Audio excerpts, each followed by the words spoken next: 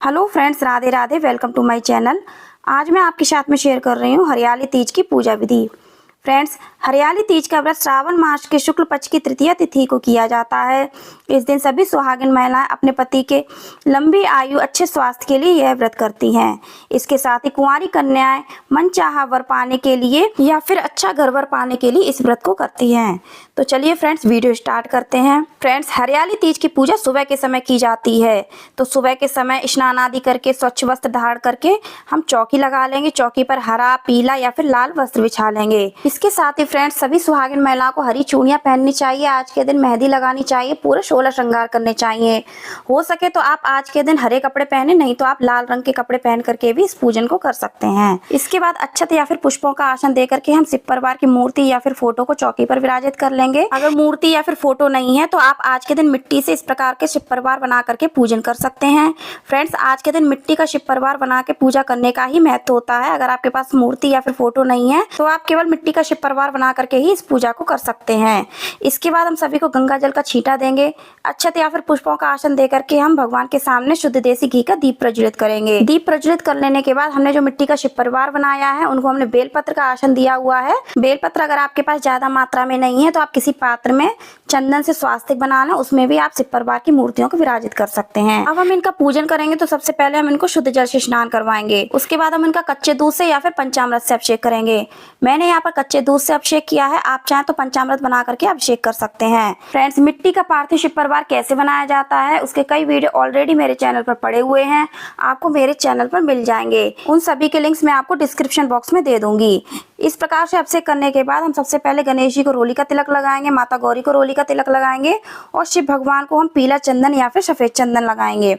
अब हम सभी को अक्षत अर्पित करेंगे। फ्रेंड्स, भगवान शिव की पूजा करते समय हमें मन में लगातार ओम नमः शिवाय या फिर शाम सदाशिव श्री शिवाय नमस्तुभ्यम इस तरह मंत्रों का जाप करते रहना चाहिए। इस प्रकार से हमने भगवान शिव को काले तिल भी अर्पित किए हैं। वस्त्र रूप में हमने सभी को मौली अर्पित की है। हम भगवान शिव को जनेऊ अर्पित करेंगे, गणेश जी को जनेऊ अर्पित करेंगे। इसके बाद हम माता गौरी को चुनरी अर्पित करेंगे। चुनरी नहीं है तो आप उनको कोई लाल कपड़ा भी अर्पित कर सकते हैं। इसके साथ ही हम भगवान शिव को बेलपत्र अर्पित करेंगे। तो बेलपत्र पर आप चंदन लगाना बिल्कुल भी ना भूलें।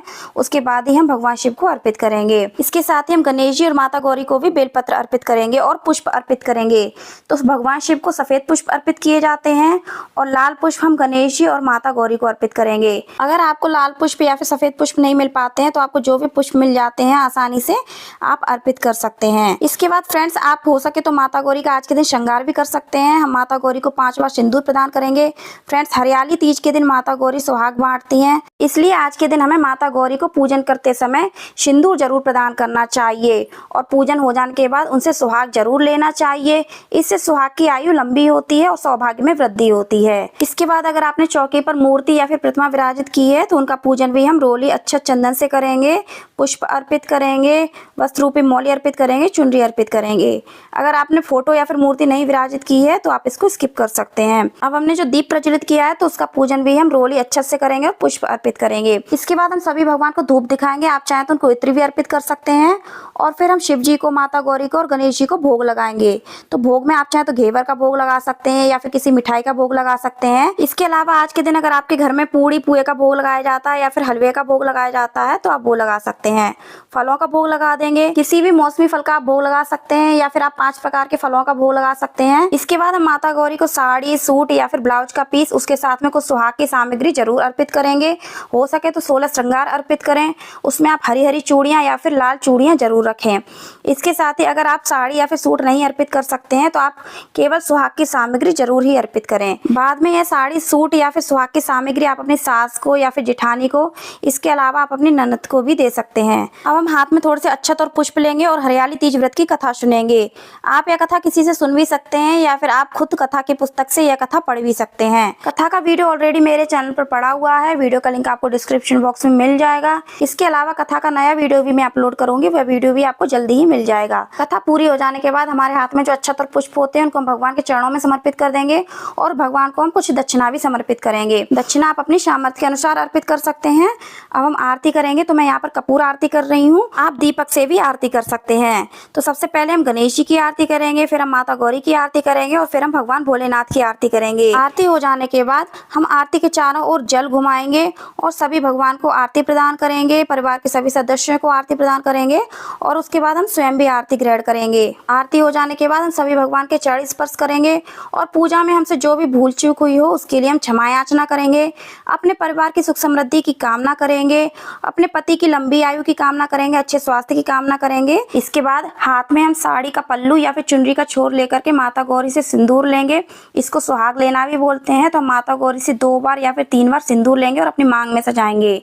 सुहाग लेने के बाद हम वापस से माता गौरी के चरण स्पर्श करेंगे और हाथ जोड़ करके अपने पति की लंबी आयु की कामना करेंगे। इस प्रकार से पूजन हो जाने के बाद हमने जो जल का लोटा रखा है, इस जल से आप सूरज को अर्घ दे सकते हैं।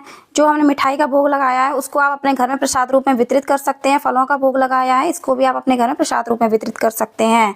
पार्थिव शिव परिवार का विसर्जन किया जाएगा। जब दीपक शांत हो जाता है तो हम पार्थिव शिव परिवार का विसर्जन करेंगे। पार्थिव शिव परिवार का विसर्जन कैसे किया जाएगा वो भी मैं आपको आगे वीडियो में बताऊंगी, वीडियो में बने रहिएगा।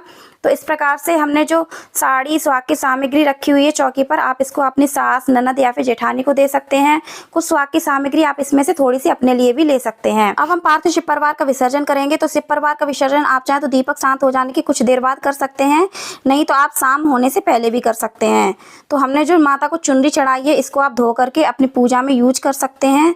जो भी हमने पुष्प चढ़ाए हैं इनको भी आप इसी जल में विसर्जित कर देंगे। बेलपत्र चढ़ाए हैं वो भी हम इसी जल में विसर्जित कर देंगे। कुछ भी हमें इधर उधर नहीं फेंकना है। और चाहे तो आप इन फूल पत्तों को गमलों में भी डाल सकते हैं, ये बाद में खाद भी बन जाते हैं। विसर्जन करने के लिए हम शुद्ध जल से भरा हुआ एक गहरा पात्र लेंगे और उसमें हम सभी मूर्तियों का एक एक करके विसर्जन कर देंगे। तो सबसे पहले हमने गणेश जी का विसर्जन किया है, उसके बाद हम माता गौरी का जल में विसर्जन कर देंगे। उसके बाद में हम भगवान शिव का भी अपने हाथों से जल में विसर्जन कर देंगे। और विसर्जन करते समय हमें ओम नमः शिवाय, हर हर महादेव, ओम गंगणपते नमः, ओम गंगौराय नमः, इस तरह मंत्रों का जाप अपने मन में लगातार करते रहना चाहिए। तो इसके साथ में अगर आपके पात्र में जल कम है तो आप इसमें ऊपर से थोड़ा सा जल डाल सकते हैं ताकि हमारी मूर्तियां अच्छे से विसर्जित हो जाएं। और जो भी बेलपत्र थे पात्र में वो भी हम इसी जल में विसर्जित कर देंगे। जो भी जल था, कच्चा दूध था, इस जल के छींटे चाहे तो आप अपने घर में थोड़े से दे सकते हैं। इससे हमारे घर की निगेटिव ऊर्जा दूर होती है। नहीं तो आप इस जल को इस मूर्ति वाले जल में ही विसर्जित कर सकते हैं। बाद में जब हमारी मूर्तियां पूर्ण रूप से विसर्जित हो जाएंगी तो इस पूरे जल को हम पौधों में डाल देंगे या फिर गार्डन में डाल देंगे। यह जल किसी के पैरों में नहीं लगना चाहिए, ऐसे स्थान पर हमें यह जल डालना चाहिए। तो फ्रेंड्स, उम्मीद करती हूँ हमारी वीडियो आपको अच्छी लगी होगी। कैसी लगी कमेंट में जरूर बताना। अच्छी लगी हो तो लाइक करना, ज्यादा से ज्यादा शेयर करना, चैनल को सब्सक्राइब करना, बेल आइकन को प्रेस करना। कमेंट में ओम नमः शिवाय, हर हर महादेव, ओम गंगणपते नमः अवश्य लिखना। धन्यवाद। ओम नमः शिवाय।